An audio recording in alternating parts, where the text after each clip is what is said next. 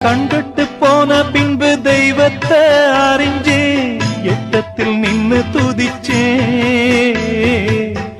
ஏங்கி நெஞ்சு கொதிச்சே கைவிட்டு போன செல்வம் மீண்டும் தான் வருமா காயங்கள் ஆறிவிடுமா காலம் மாறி வருமா இருண்ட வானம் வெளுக்குமா